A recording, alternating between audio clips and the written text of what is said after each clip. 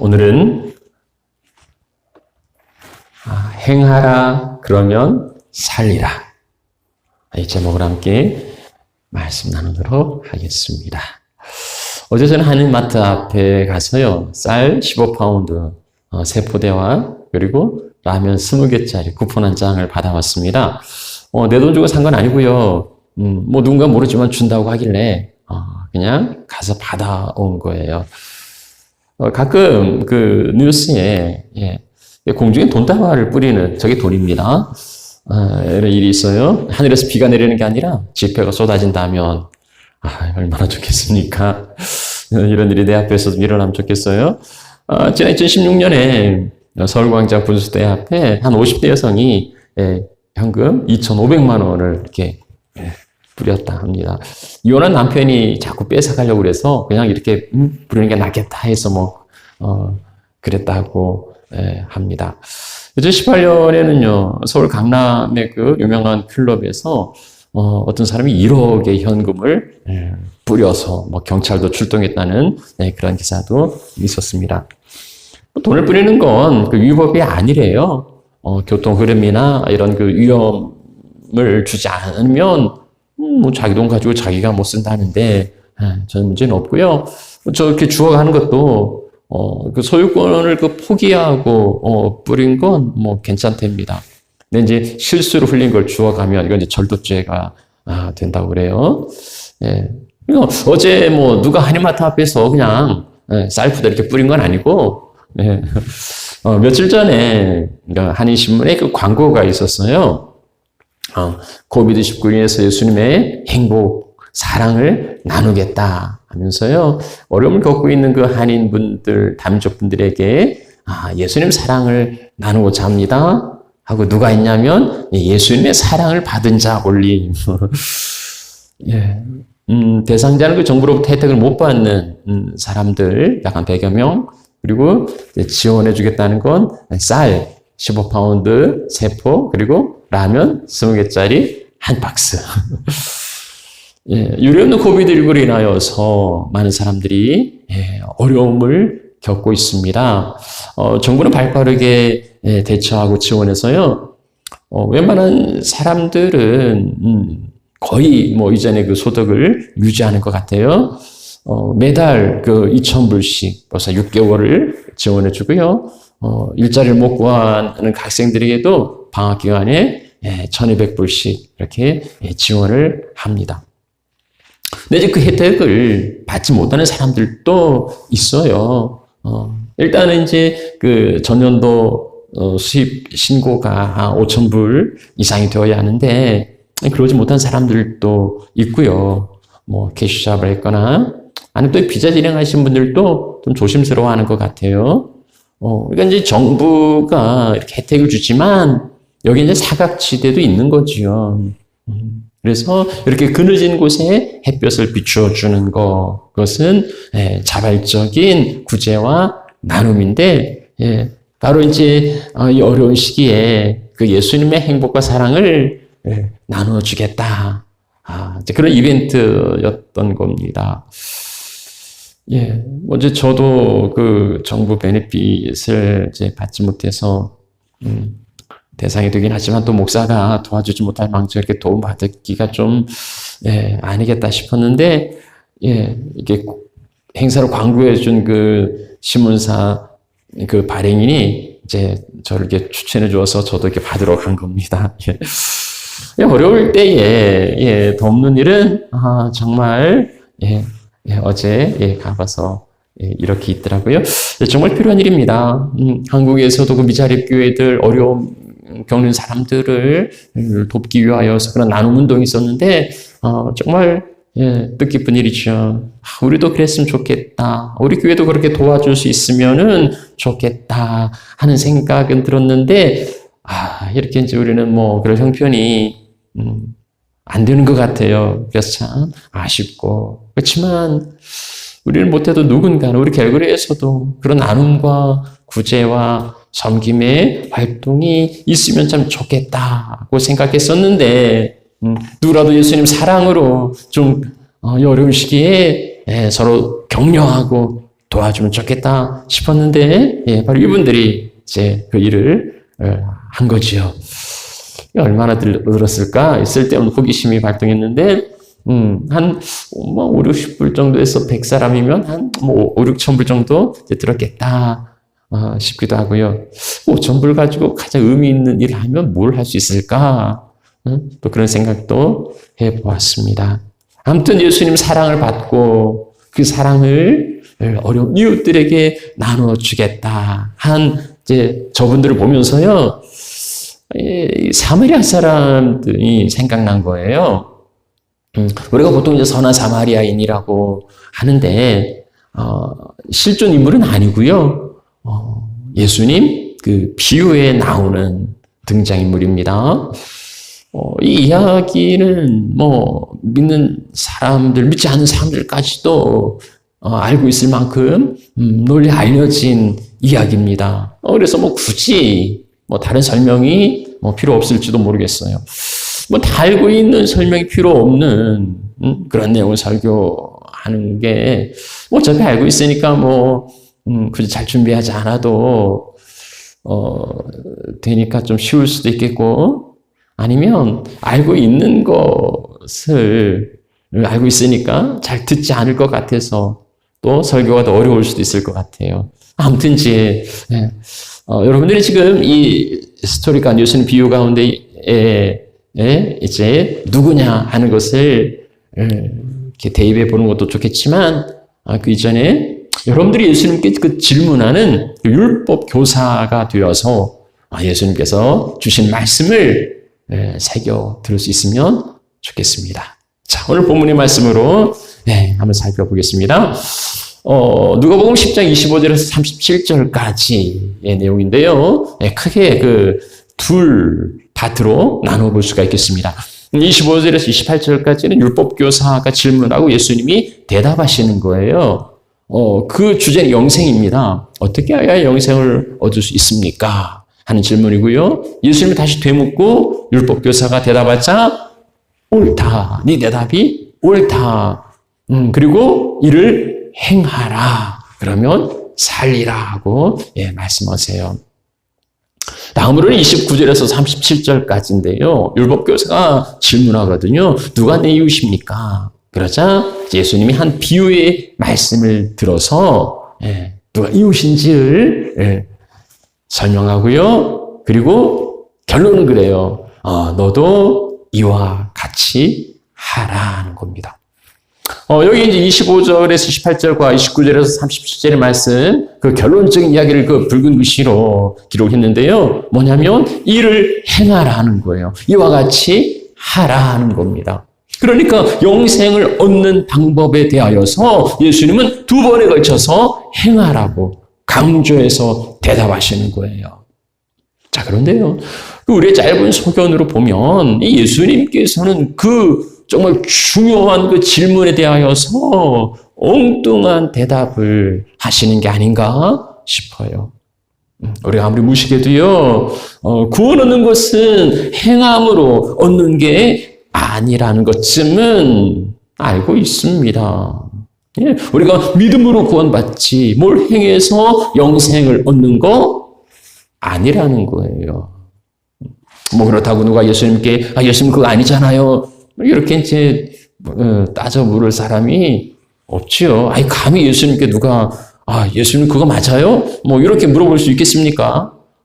예수님 틀릴 수 없어요. 우리가 틀리고 우리가 오해하는 거지 예수님의 말씀은 틀림이 없어요. 자, 그러면 이렇게 행하라고, 이를 행하라고, 이와 같이 하라고 두 번이나 강조하여 말씀하신 의도가 무엇일까요?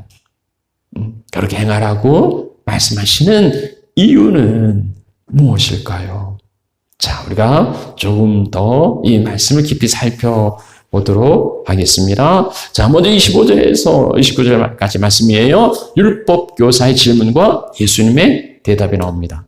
자, 어떤 율법교사가, 아까는 이제 서기관이라 했는데 같은 사람이에요. 예수님께 질문합니다. 무엇을 하여야 영생을 얻으리까? 이 세속적인 가치만을 추구하고 살아가는 세상에서 영생의 가치가 귀한 것을 알고 그 영생을 얻기 위하여서 그렇게 질문하는 것은 정말 반가운 거예요. 성경에 보면 이제 부자 청년 그 관원이 이런 질문을 했고 니고데모도 밤중에 찾아와서 이런 고민을 나눈 적이 있습니다. 그런데요, 율법 교사잖아요. 율법의 전문가잖아요. 그러니까 이 사람이 모를 리가 없어요. 그러니까 몰라서 묻는 거 아닙니다. 그래서 이제 누가는요, 그 의도가 뭔가를 간파해요. 예수를 시험하여 이르되. 그러니까 이 율법 교사가 예수님께 질문하는 이유는 자기가 몰라서 어떻게 해야 영생 얻을 수 있습니까? 묻는 거 아니에요. 알고 있는데 저 예수도 알고 있는가? 뭐 이런 이제 테스트하는 겁니다. 뭐 몰라서 알려달라고 하는 질문은 반가운데 제대로 알고 있는지 아니면 자기가 알고 있는 것과 비슷한지 뭐 이런 이제 시험하는 질문은 뭐 때로 이렇게 달갑지 않을 수 있어요. 그래서 그런지 예수님도요 뭐 시큰둥하게 되물으세요. 네가 아는 율법에는 뭐라고 기록되어 있고 너는 그것을 어떻게 읽느냐? 그러니까 율법 교사님이 알고 있으니까 그 답이 뭐냐? 오히려 되물으시는 겁니다. 율법에 뭐라 기록되었으며 율법에 기록된 말씀은 이건 바꿀 수가 없어요.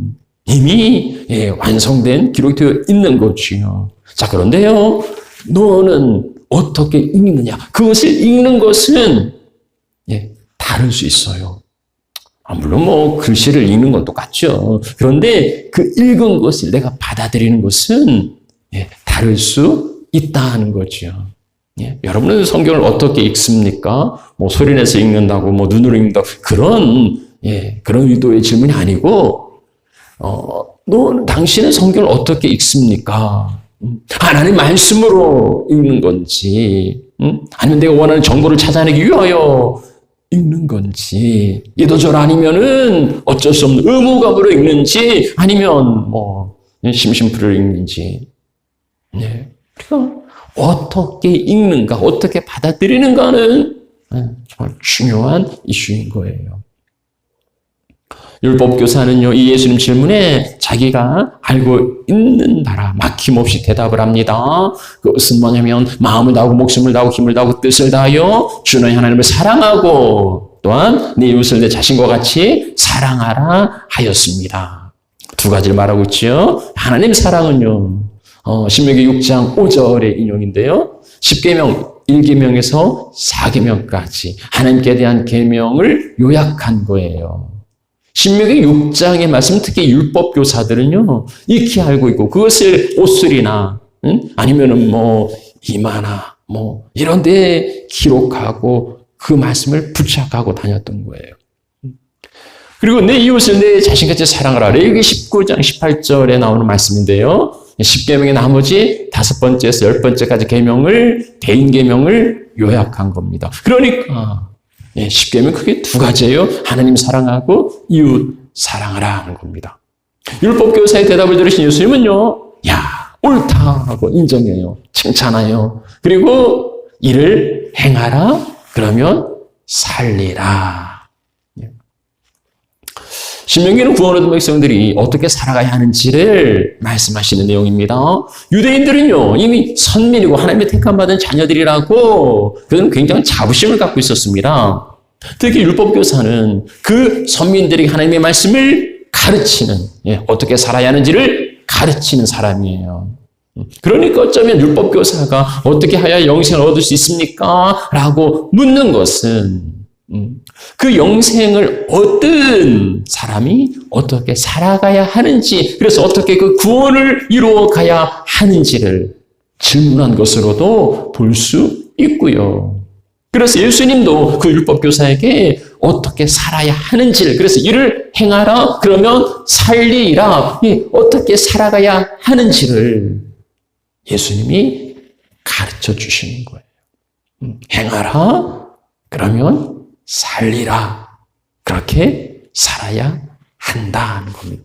자, 적어도 율법교사는요, 지식으로는 제대로 알고 있었습니다. 그래서 예수님, 너는 어떻게 있고, 응? 너는 어떻게 생각하느냐라고 물을 때 율법교사는 거침없이 대답할 수 있었던 거예요. 자, 그런데요. 그들은 알고 있는 대로 살았을까요? 알고 있는 대로 행동하였을까요? 언행일치를 하는데요. 말하는 대로 살고 사는 대로 말하라. 뭐 누가 그랬는지 모르지만은 맞아요. 그 말이 맞아요. 우리는 언행, 말과 행동이 일치하지 않는 자를 위선자라 해요. 예수님께서는 외식하는 자들이라 그렇게 책망했습니다. 그들이 누굽니까? 와 있을진저 외식하는 서기관들과 바리새인들이요. 바로 이 서기관이 율법교사거든요. 예수님께 질문한 그들을 향하여서 예수님은요, 외식하는 자들이라고, 너희들이 알고 있지만 그렇게 살지 않는다고 책망하신 겁니다. 그래서 마태복음 23장의 말씀 보면은요, 서기관들과 바리새인들이 모세의 자리에 앉을 만큼 그들은 정말 대단한 지식이 있었습니다. 그런데 뭐든지 그들이 말하는 바는 행하고 지키지만 그들이 하는 행위는 본받지 말라는 거예요. 그들의 전하는 가르치는 지식은 지키지만 그러나 그들의 삶은 행위는 본받지 말라는 겁니다. 그들은 말만 하지 행하지 않는 자들이라. 예수님께서 저 율법교사에게 행하라 하신 이유, 그러면 살리라 하신 이유가 무엇이겠습니까? 행함으로 구원을 받는다는 그런 의미가 아니고요. 네 대답이 옳으니까 지식에서 그치지 말고 그렇게 살아야 한다는 겁니다. 그렇게 살아가라는 거예요. 단지 아는 데서 끝나지 말고 그대로 지켜서 그렇게 살아가기를 힘쓰라는 겁니다. 오늘날 뭐 예전도 그랬지만 이 칭의와 상화에 늘 논쟁이 있어요. 뭘 강조하냐는 거지요. 우리가 노력으로 아니면 우리 어떤 의지로 그 의롭다함을 받는 거 아닙니다.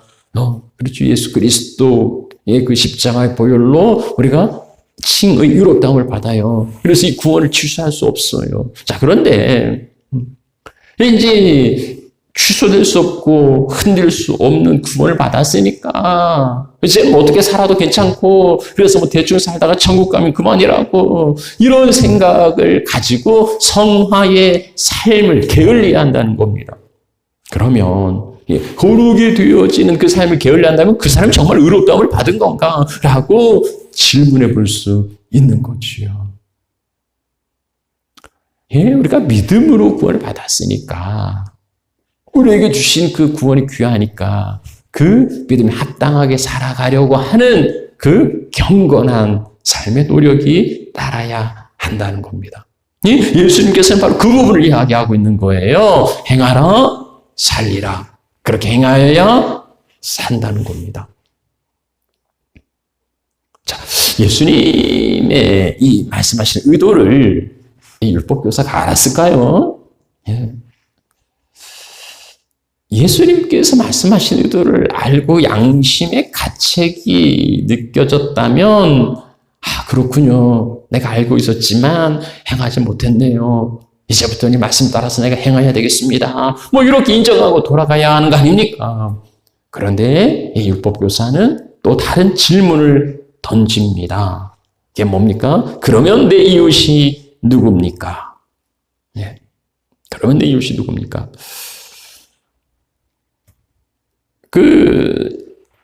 누가는 이 질문의 의도를 간파하고 있어요. 왜 이 사람이 그러면 내 이웃이 누구냐고 묻습니까? 자기를 옳게 보이려고요. 자기를 옳게 보이려고. 그러니까 지금 이 율법교사가 말한 두 가지는 내가 하나님 사랑과 이웃 사랑이지 않습니까? 근데 자기는 그 이웃을 사랑한다. 하는 거예요. 그것을 옳게 보이려고, 그것을 증명해 보이려고, 그럼 내 이웃이 누구냐고 질문하는 겁니다. 네가 옳다 하는 칭찬을 듣고서는 이번에도 그 칭찬을 기대하고 질문하고 있는지 모르겠습니다. 율법교사는요, 자기가 이웃을 사랑하고 있다고 확신하고 있는 거예요. 그냥 자신 있으니까. 예수님이 내가 이웃을 사랑하실까? 하고서는 돌려서 그러면 이웃이 누굽니까? 라고 넌지시 질문하는 겁니다. 예수님은 이 율법교사가 어떤 사람인지를 이미 알고 계셨지만 또 돌려서 이제 스스로 깨닫게 하시려고 비유로 말씀하십니다. 그게 이제 선한 사마리아인의 비유예요.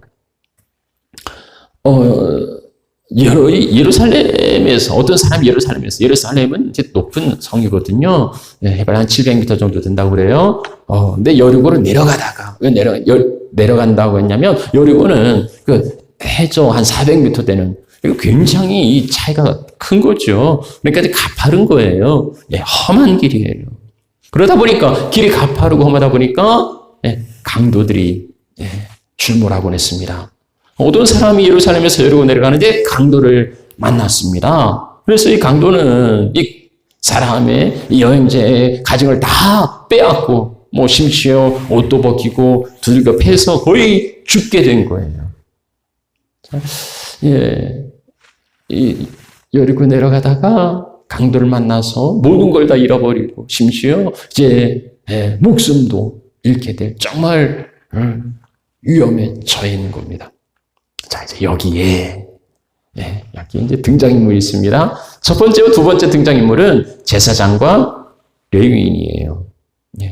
하필 제사장과 레위인인가 싶을지 모르지만 당시 여리고에는 이제 예루살렘에서 그렇게 멀지 않으니까 여리고에는 제사장들과 레위인들이 많이 모여 살았다고 그래요. 그러니까 지어낸 이야기긴 하지만 개연성이 충분히 있는 거죠. 제사장의 임무는 하나님께 제사 드리는 겁니다. 백성들을 하나님과 화목해 하려고 중보하여서 제사하는 사람, 연결하는 그 역할을 하는 사람이죠. 레위인도 마찬가지입니다. 그 일에 수종되는 그 일을 돕고 섬기는 여기 이제 거룩히 구별된 사람들이에요.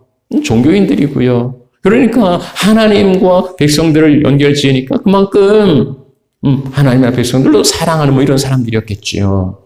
그래서 예수님께서 한 제사장과 한 레위인이 그곳에 지나갔다라고 할 때 사람들은요, 저 사람이 저 제사장이나 레위인이 저 어려움 당하고 있는 그 사람을 도와주겠구나라고 기대했을지 모릅니다.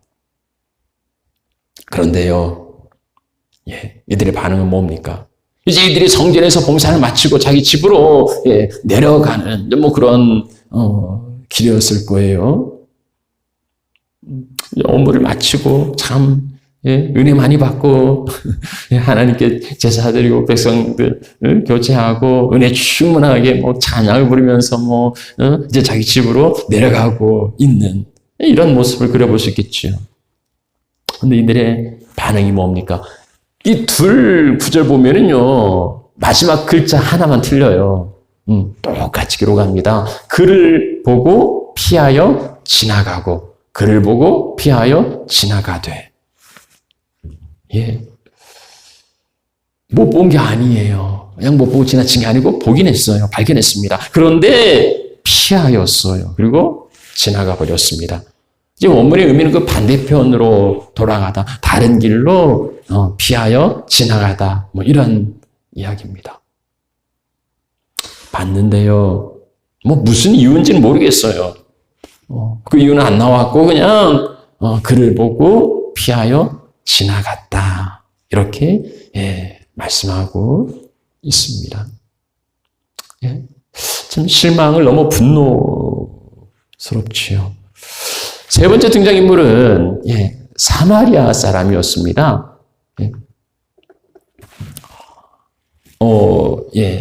사마리아 사람들은요, 역사적으로 서로 그 원수같이 여기는, 왜냐면, 이 사마리아 사람들이 이제 아수르 침략에, 아수르에게 이제 이스라엘이 망하면서 아수르 정책은 혼혈 정책이에요. 다른 민족들을 이주시켜서 그 민족의 정통성을 말살시킨 겁니다. 그러다 보니까 이 사마리아 사람들을 아주 그 이스라엘 사람들은 멸시하고 상종하지도 않았어요. 그래 이제 사마리아 사람들도 예루살렘으로 올라가는 그 순례자들을 자기들을 무시하고 멸시하니까 사마리아 사람들도 막 약탈하고 그러면서 서로 간에 아주 심각한 그 적대감이 있었습니다. 그래서 이 유대인들은 사마리아로 들어가지 않아요. 그냥 이렇게 돌아가는 거지요. 그러니까 이제 사마리아 사람이 그 강도 만난 유대인이겠죠. 뭐 누구라고 이야기 안 하고 있는데 보편적으로 지금 유대인들에게 이야기하는 거니까 그 유대인을 보고서 그냥 지나칠 수도 있었을 겁니다. 왜 원수니까. 그런데 제사장과 레위인처럼 피하여서 지나간 게 아니고 그를 보고 불쌍히 여겼다 합니다. 불쌍히 여기는 마음이 생겼어요. 그리고 가까이 가서 이제 응급 처방을 합니다. 기름과 포도주로 상처에 붓고 싸매고 그리고 이제 자기 나귀에 태워서 주막으로 데리고 와 돌보아 줍니다. 그리고 이튿날 자기 갈 길을 가면서요 주인에게 부탁해요. 내가 비용을 줄 테니까 이 사람을 충분히 돌보아 주라는 겁니다. 내가 와서 모자라면 내가 오는 길에 내가 더 갚겠다는 겁니다.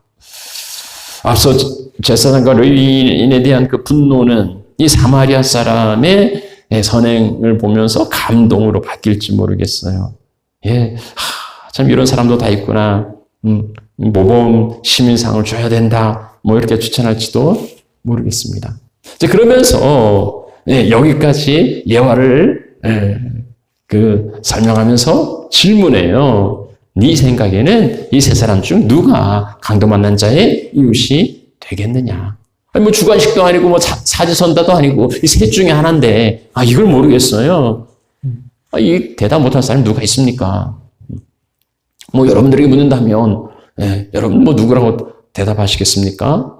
뭐 당연하죠. 자, 그런데요. 그 예수님의 질문이 그 율법교사의 질문과 달라졌다는 것을 눈치채셨습니까? 자, 율법교사의 질문은 뭡니까? 29절 말씀 보면 그러면 내 이웃이 누굽니까? 내 이웃이 누구냐고 질문해요. 근데 예수님은 누가 강도 만난 자의 이웃이 되겠느냐고 물으십니다. 그 차이가 뭘까요? 율법교사의 그 이웃 개념 속에는 분명한 선이 그어져 있어요. 그래서 내 이웃인 사람이 그 이웃이 아닌 사람이 있어요. 나를 중심으로 가족이나 친족이나 동족이나 뭐 유대인이나 이건 뭐 충분히 이웃이 되지요. 그렇지만은 이방인이나 세리나 창기나 죄인들, 가난하고 병든 자들은 이웃이 될 수 없어요. 하나님이 택하지 않고 버리신 자들을 하나님이 벌 주신 자들을 뭐 어떻게 가까이 이웃이라 하겠습니까? 무슨 원수가 뭐 이웃이에요. 그러니까 율법교사는요, 자기가 생각한 이웃이 분명히 있습니다. 그리고 그들을 사랑하는 거예요. 그러니까 이웃 사랑에 대하여서 자신할 수 있었던 겁니다. 그래서 감히 예수님께 내 이웃이 누굽니까? 나는 다 사랑하는데요. 뭐 이러면서 질문을 할 수 있었던 거죠. 그런데 예수님께서 다시 그에게 묻는 건요, 그렇게 범주를 만들고 선을 그어서 내 이웃이고 내 이웃이 아닌 그게 아니라는 겁니다. 내 이웃은 사랑하고 원수는 미워하고 그게 아니라는 거예요. 누가 강도 만난 자의 이웃이 되겠느냐고 물으시는데요. 누가 강도 만난 자의 이웃이 되어야 하는지를 물으신 겁니다. 누가 그에게 이웃이 되어 주겠느냐는 질문이에요. 율법교사 생각에는요, 강도 만난 자의 이웃은 제사장이고 레위인이에요. 사마리아 사람 이웃이 아닙니다. 그러나 자기가 이웃이라고 생각했던 제사장과 레위인을 지나쳐갖고 원수처럼 여겼던 그 이방인 사마리아 사람이 그를 돌보아 줍니다. 예수님께서 누가 내 이웃이냐를 물으시는 게 아니고요, 누가 그의 이웃이 되어 주어야 하느냐를 묻고 계십니다. 누군가가 나의 이웃이니까 사랑하는 게 아니고 사랑하기 때문에 그 어려움 당한 사람의 이웃이 되어 주어야 한다는 겁니다. 내가 이웃이라고 생각하는, 친구라고 생각하는, 끼리끼리, 그 사랑하는 건 누군들 못하겠습니까? 세리와, 세리도 이같이 한다고 예수님 말씀하세요. 예수님께서 누가 나의 이웃인가가 아니라 내가 누구의 이웃이 되어야 하는가, 그렇게 바꾸어야 한다고 우리를 일깨워 주시는 겁니다. 이웃을 결정하는 주체는 내가 아니라 어려움 당하는 그예요. 어려움 당하고 있는 그 사람을 돌봐주는 게 우리의 마땅한 일이라고 말씀하는 겁니다. 그래서 누가 강도 만난 자 이웃이 되겠느냐는 예수님의 질문, 율법교사는 대답해요. 자비를 베푼 사람입니다. 예수님 비유는 제사장, 레위인, 사마리아 사람, 세 부류의 사람이에요. 1번 제사장, 2번 레위인, 3번 사마리아 사람. 그러면 누가 이웃이 되겠느냐? 사마리아 사람입니다. 이렇게 대답해야 되는데 자비를 베푼 사람입니다. 그래서 아마 어떤 신학자는요, 이 율법교사가 이 사마리아 사람이라는 그 이름을 입에 올리기조차도 싫은 거예요. 그러니까 여전히 사마리아 사람이다 어떤 그 배타적인 태도가 있는 거지요. 그러니까 이 율법교사는요, 이 비유의 말씀을 듣고서도 그렇게 하고 싶은 생각이 없는 겁니다. 그래서 예수님은 그에게 말씀하신 거예요. 가서 너도 이와 같이 하라는 겁니다. 율법교사는 율법을 잘 지키고 이웃을 사랑하는 것처럼 그렇게 말했지만은, 그러나 그의 편협된 이웃에 대한 생각은요, 율법을 지키지 못했던 거예요. 그래서 이와 같이 저 사마리아 사람처럼 이웃이 되어 주라고, 이웃이 되어 주라고, 그렇게 자비를 베풀라고 말씀하시는 겁니다. 율법교사에게 말씀하신 주님은 오늘 우리 가운데도 말씀하십니다. 주님께서 우리에게 말씀하시는 그 의도를, 그 중심과 생각을 깨달을 수 있겠습니까? 우리는요, 율법교사처럼 지식은 있어요. 우리가 어떻게 살아가야 하는지, 하나님을 사랑해야 되고 이웃을 사랑해야 되는 거 알고 있습니다. 그런데 예수님 우리에게 너가 그것을 알고 있니? 라고 물으시는 게 아니고요, 그렇게 행하고 있느냐를 물으십니다. 전국 시민이, 하늘나라 백성들이 수능 시험 치르고 대학 가듯이 그렇게 시험 봐서 가는 게 아니잖아요. 주님 우리에게 지식을 묻는 게 아니고 우리의 삶을 묻고 계십니다. 그래서 이를 행하라고, 그러면 살 거라고 말씀하시는 거예요. 우리는 내가 알고 있는 것을 행하는 것으로 착각할 때가 많습니다. 알고 있으니까 내가 행할 수 있다고 그렇게 여기는 겁니다. 물론 몰라서 못하는 경우도 있지만 알고서도 못하는 거 더 많이 있습니다. 성경은 행하면 믿음은 죽은 믿음이라고 말씀하고 있어요. 우리가 뭘 아느냐 모르냐가 아니고 우리는 그렇게 살아가느냐 그렇지 않느냐, 하나님 사랑, 이웃 사랑이 머릿속의 지식과 그리고 입술에서 끝나는 게 아니고 삶으로 증명되어야 하겠습니다. 그러면 우리가 사랑해야 되는 이웃은 누구인가? 내가 알고 있고 나와 친한 사람, 그게 이웃이 아니라고 예수님이 가르쳐 주십니다. 누가 내 이웃인가라는 그 질문은 나는 누구의 이웃이 되어야 하느냐로 그 관심이 바뀌어야 한다는 거예요.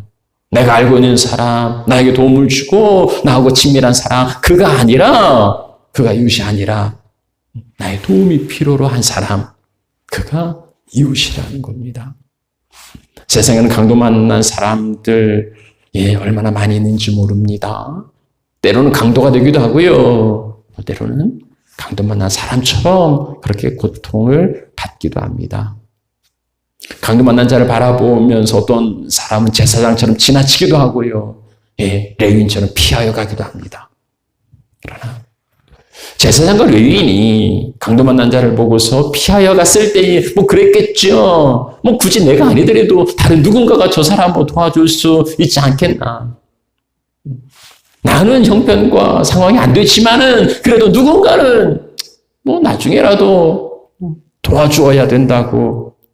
어쩌면 뭐 내려가서 그랬을지도 몰라요. 뭐 성경은 없는 이야기지만 자기 마을에 가서 여러분 저기 오다 보니까는 강도 만나서 죽어가는 사람 하나 있습니다.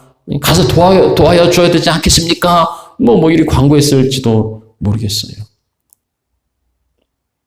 나도 그랬다 하고, 예, 저도 그랬거든요. 저도 피하여 지나갔거든요. 왜냐면 형편이 안 되니까. 내가 뭐 어떻게 할 수 있겠어? 나 앞으로 가진 것도 아무것도 없는데 내가 뭘 할 수 있다고. 그래서 다른 누가 도와주었으면 좋겠다고.